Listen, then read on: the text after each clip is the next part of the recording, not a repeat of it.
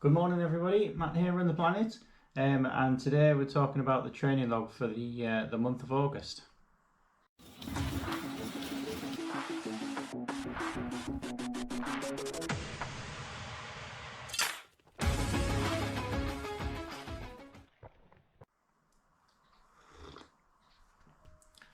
So it's been quite a busy month of running this month. Another 300 kilometers for the month, and in the large part it's been aerobic training, but probably done a little bit more speed work that I would do in an aerobic block. And the reason for that's been is we've got a run coming up, which is the Great North Run. Just got the ticket through the door, so that'll be happening in a few weeks. So really looking forward to that. As I said in earlier videos, the half marathon is kind of a tune-up, a precursor to the actual marathon that's going to happen afterwards. So the idea will be to run, I try and run around about of my current PR, which is about 1:39 at the moment. Trying to obviously beat that, but if I come back with a 1:45 or even a 1:50, I'm not too bothered. So in this month I've done a lot more double days of running, especially in the last week or so. Yesterday I did a marathon distance and set a marathon PR time. It was a sub 3:30 attempt. Came very close to it, but didn't quite get it, but really happy with the results. And leading up to that, I wanted to do a bit of speed work and also keep myself reasonably fresh. So some of the normal days I'll be running a 20-kilometer run or a 16-kilometer run, those kind of distances. I split those up and did double days, and did quite a few double days. So I'd go out in the morning or lunchtime and do a 10k, and then maybe an 8 or 10 or something like that on the evening time to make up the distance. I still managed to get over 300 kilometers in for the month. I think it's about 310. I'll pop it on the screen exactly what that is.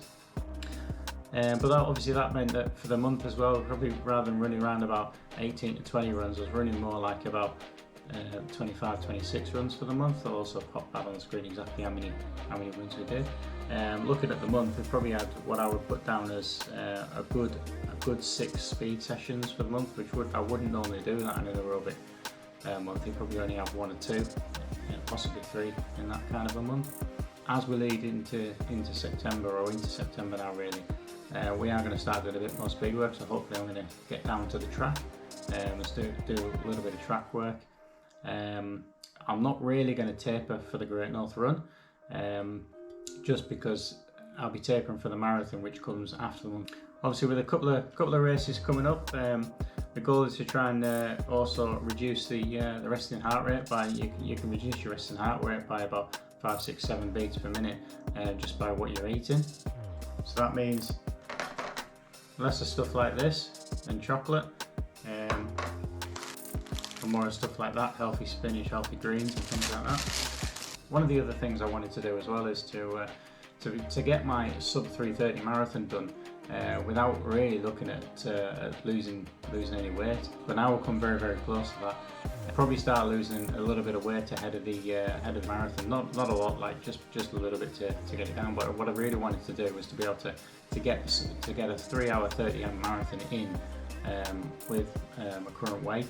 So that basically means that I've improved my fitness, I've improved my aerobic capacity, I've improved my speed over long distance, but it hasn't been a result of weight loss, and I thought that was really important. I didn't want to lose weight, and then I wouldn't really know if I'd have actually, generally I would have got fitter all around. Losing weight is part of your fitness, but what I wanted to do was to be able to keep this body mass, this weight that I've got, and still achieve a 3:30-hour marathon. So we've come very close to that. The other stuff I've been doing for the month is trying out some new Cis Rego recovery mixes. Something I've really been getting into lately. Generally, recovery mixes usually have a lot of protein powders and things like that after races. But the Cis Rego stuff, I've tried chocolate there. It was really good.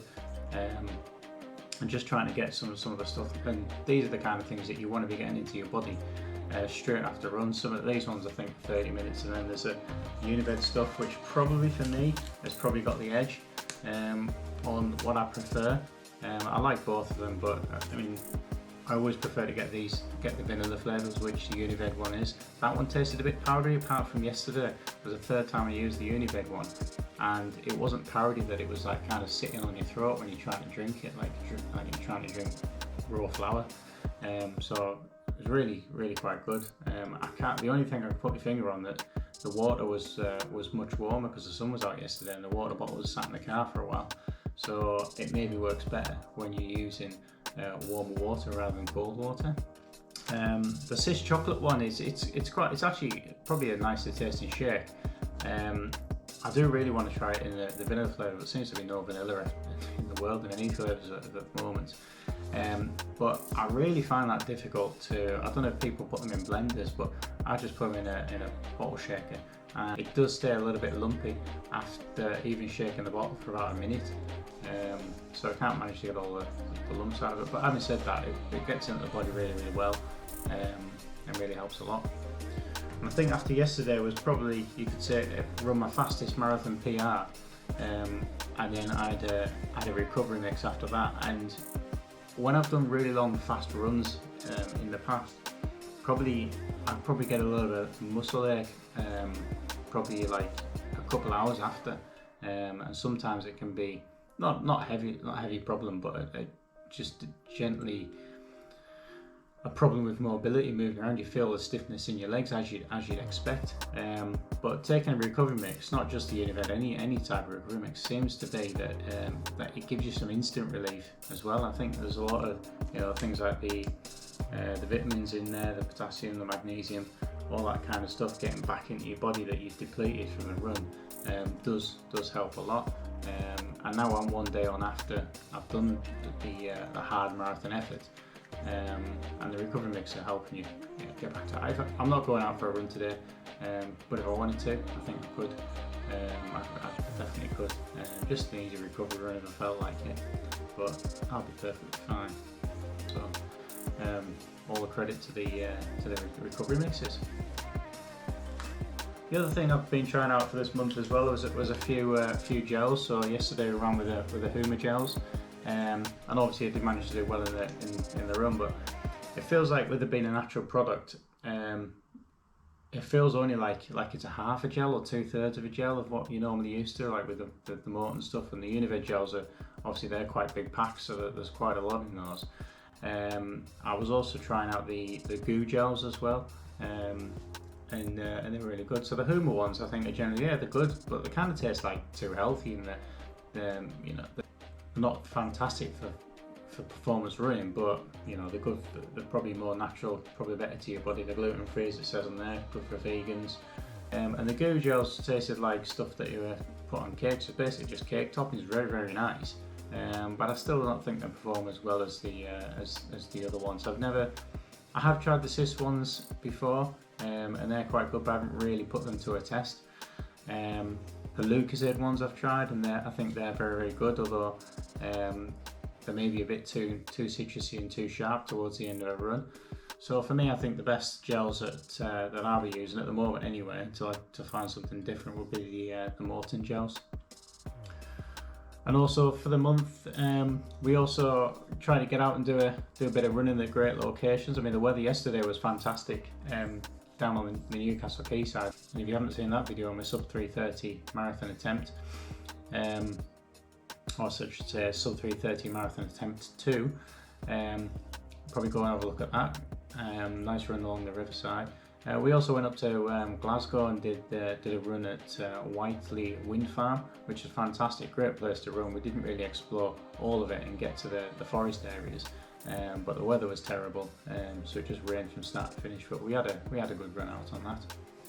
Also been looking into the other side of nutrition, was making sure that you don't deplete too much in your body, things like iron.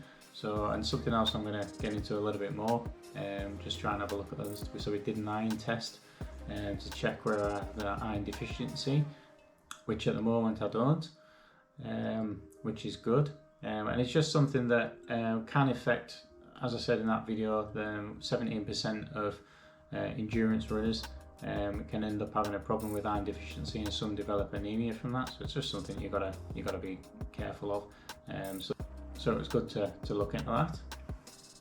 So that's it for the August monthly training log.